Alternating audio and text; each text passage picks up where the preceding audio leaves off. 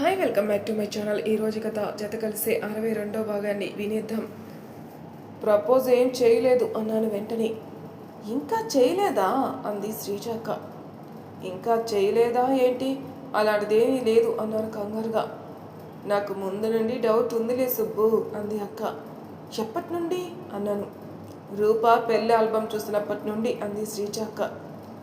రూప అక్క పెళ్ళి ఆల్బంలో అంత డౌట్ వచ్చేలా ఏముంది? ఆగు ఒక్క నిమిషం అని నీకు ఒక ఫోటో సెండ్ చేశాను చూడు అంది. ఏంటా అని నేను ఓపెన్ చేసి చూసేసరికి ఆ ఫోటో గ్రూప్ ఫోటో. కజిన్స్ అందరూ ఉన్నాం అందులో.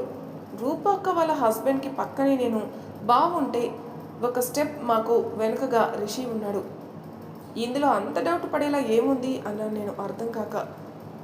ఏం చూస్తున్నారు మీరందరూ అని అడిగింది అక్క.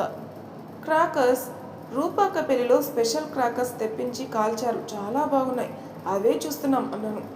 మరి రిషి ఏం చూస్తున్నాడు? తానేం చూస్తాడు అదే చూస్తాడు అన్నాను. ఆ చేతిలో ఉన్న ఫోటో చూడు సుబ్బు అంది అక్క.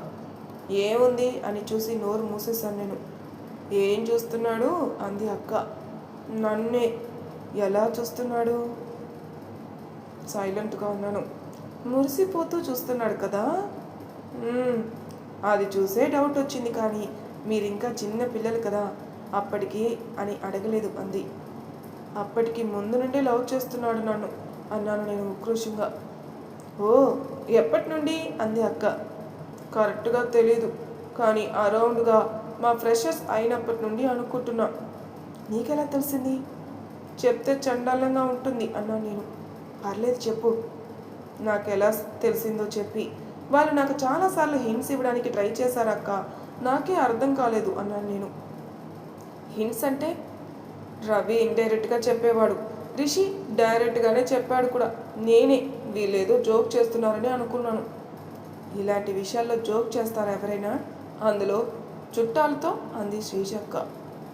బావకి చెప్పావా అన్నాను నేను కంగారుగా. లేదు, అది నా డౌటే కదా, అందుకే చెప్పలేదు అంది అక్క. హా అని నేను ఊరుకున్నాను.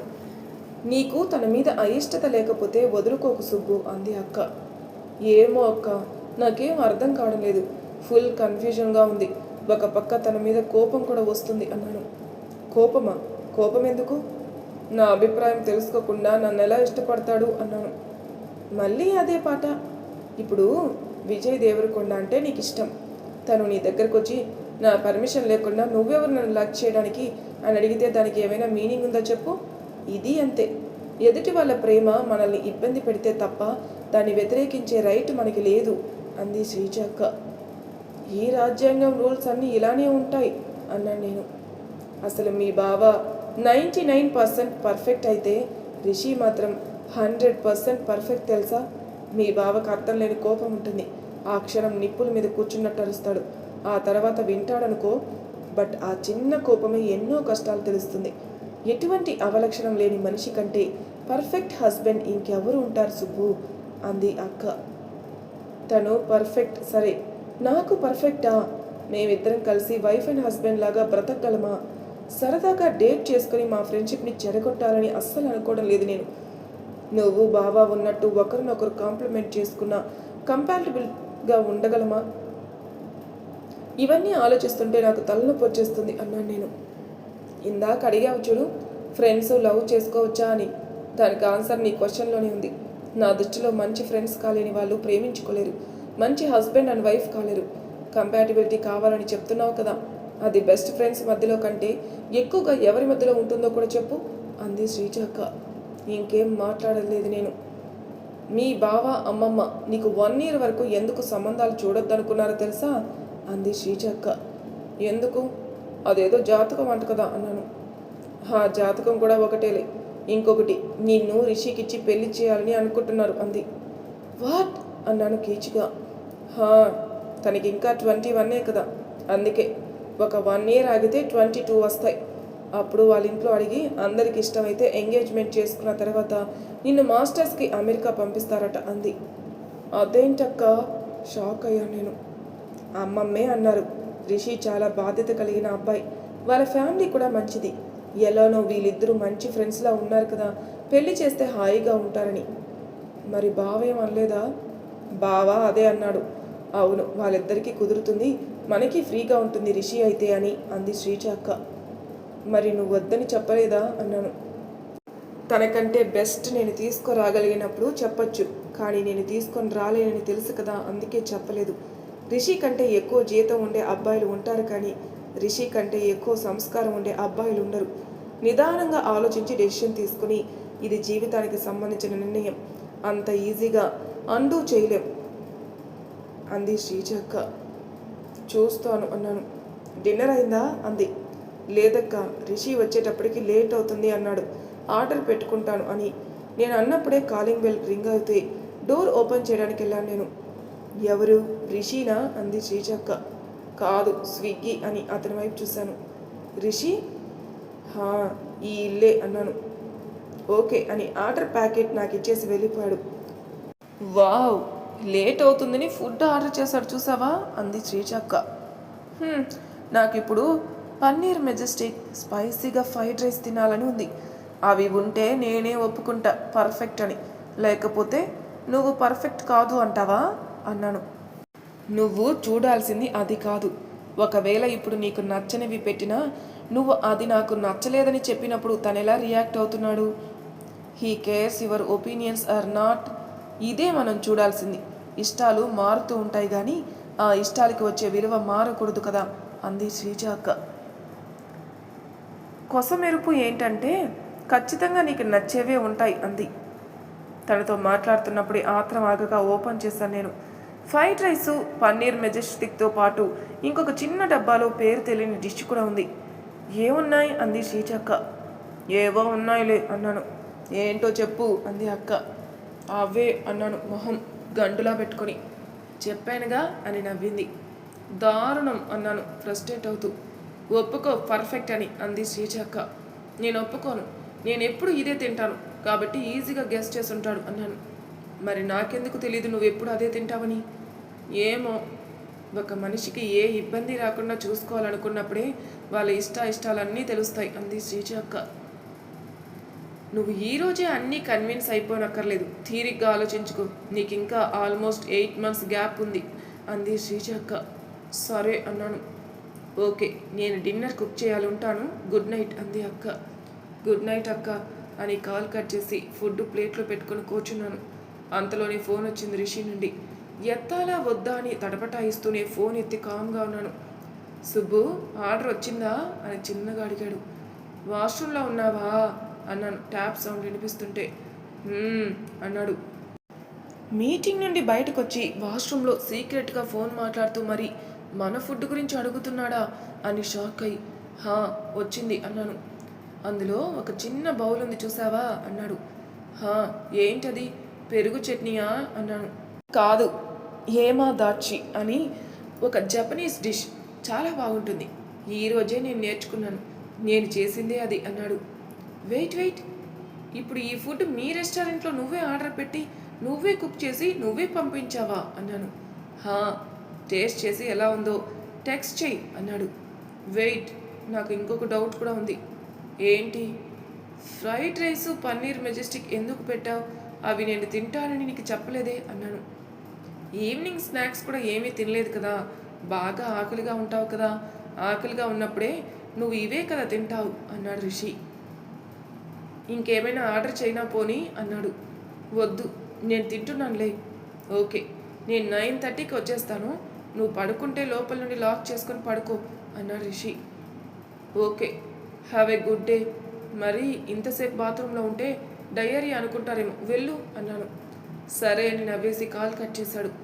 ఇదేంటి, పెరుగు చట్నీకి ఏదో పేరు పెట్టాడు, ఈ చెఫ్లతో ఇదే గోల అని నెమ్మదిగా దాన్ని ఒక స్పూన్ టేస్ట్ చేసి బాగుంది, చైనీస్ బండి పెట్టేసుకోవచ్చు అనుకున్నాను తింటూ. ఓయ్ సుబ్బు, అది చైనీస్ కాదు, జపనీస్ అంది ఆత్మారాముడు. నేను అమ్మాయిని కదా, అది ఆత్మారాముడు అవ్వకుండా ఆత్మసీత అవ్వాలేమో కదా. ఎస్, అన్ని దగ్గరలో ఉన్న స్త్రీ సమానత్వం ఇక్కడ మాత్రం ఎందుకు ఉండకూడదు? ఉండొచ్చు. ఇంతకీ నా తిండి గోల పక్కన పెడితే ఈరోజు శ్రీజ అక్క నా గుండె పేల్చేసింది, రిషితో అరేంజ్డ్ మ్యారేజ్ అని చెప్పి. ఇంకా రిషి పేరెంట్స్కి చెప్పలేదు కాబట్టి వాళ్ళు ఓకే అంటారో లేదో తెలీదు. ఇంకా మా జాతకాలు ఏమీ చూడలేదు కాబట్టి ఒక 10% ఛాన్స్ ఉంది, కానీ లేదంటే మా ఇద్దరికి పెళ్ళి ఏంటి అసలు? అలా చేసుకోకూడదు కదా. ఫ్రెండ్షిప్ తర్వాత స్టేజ్ లవ్ అంటారేంటి? అలా ఎలా అవుతుంది? అసలు ఫ్రెండ్షిప్లో లవ్ ఎలా ఇంక్లూడ్ చేస్తారు? ఏంటో ఎవరికీ అర్థం కాదు నేను చెప్పేది అని విసుక్కొని కాసేపు వాకింగ్ చేసి పడుకుందామని రూమ్లోకి వెళ్ళి ఏసీ వేసుకుని రెడీ అవుతుంటే డోర్ ఓపెన్ అయింది. నా రూమ్ నుండి తలకాయ బయటకు పెట్టి చూసి అది రిషి అని కన్ఫర్మ్ అయ్యాక డోర్ వేసుకొని లోపలికి వచ్చి కూర్చున్నాను. తను ఇక్కడ లేకపోయినా నా ఫుడ్ గురించి ఆలోచించినప్పుడు నేను ఇక్కడ ఉండి ఇలా చెయ్యొచ్చా, తప్పు కదా అని గిల్టీ ఫీలింగ్ తన్నేస్తుంటే డోర్ తీసి డిన్నర్ చేసావా అని అడిగాను తనని. లేదు ఇంకా చేస్తాను అన్నాడు. పాపం అలసిపోయినట్లు తన ఫేస్ నీరసంగా కనిపిస్తుంటే ఏం మాట్లాడకుండా కిచెన్లోకి వెళ్ళి చాయ్ తీసుకొచ్చి చేతిలో పెట్టి హాల్ డోర్ వేసి ఏసీ వేశాను. థ్యాంక్ యూ సో మచ్ అన్నాడు. ఎందుకు మీటింగు?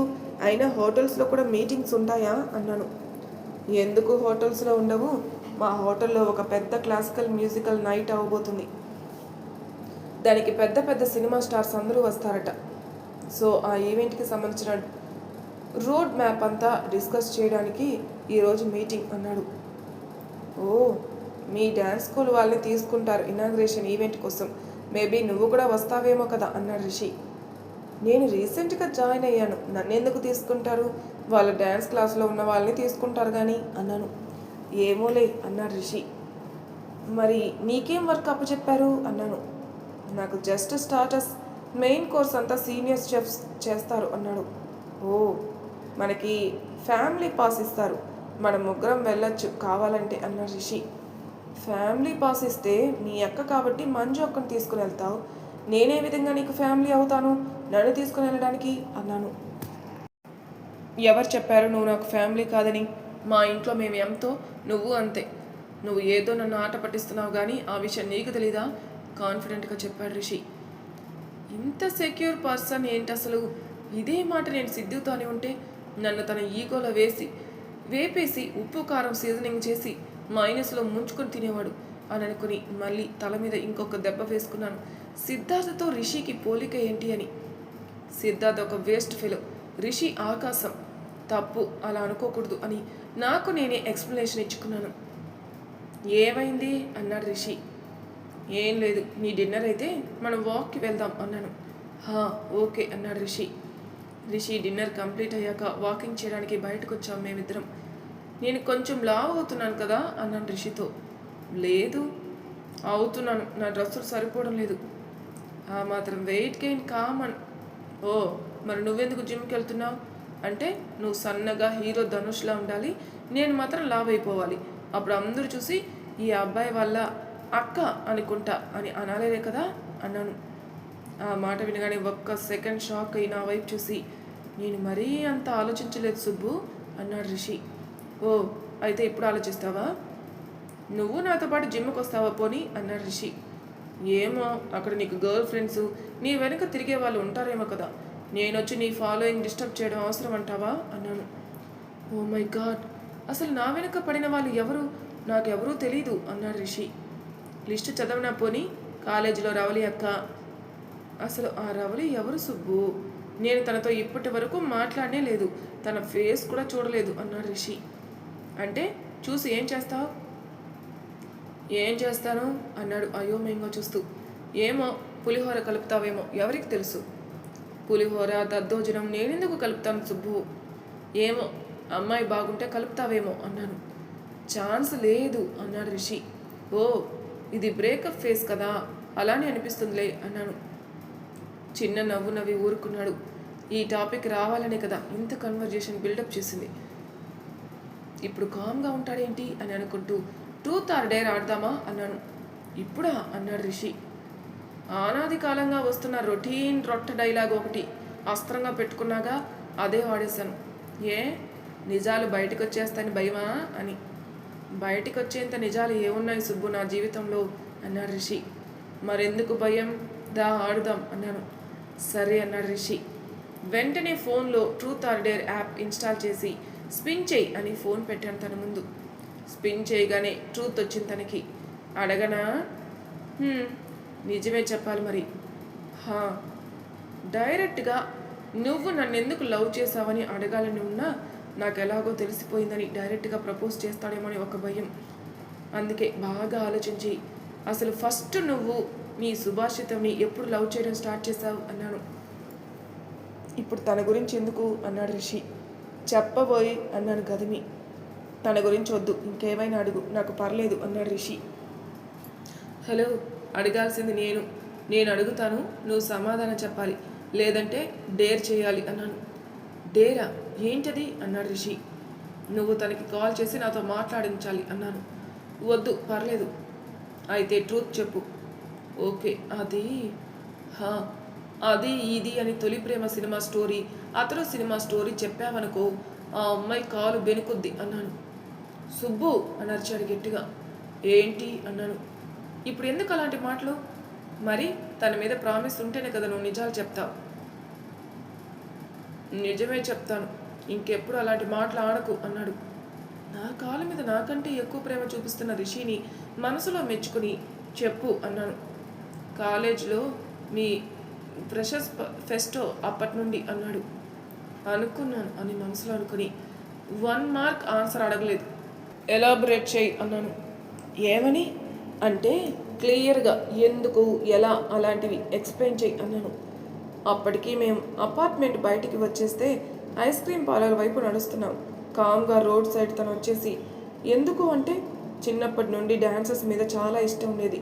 సో అలా తన డ్యాన్స్ చూస్తున్నప్పుడు బాగా ఇంప్రెస్ అయ్యాను. అది క్రష్లా స్టార్ట్ అయింది, నెమ్మదిగా లవ్ లాగా ఎవాల్వ్ అయింది అన్నాడు రిషి.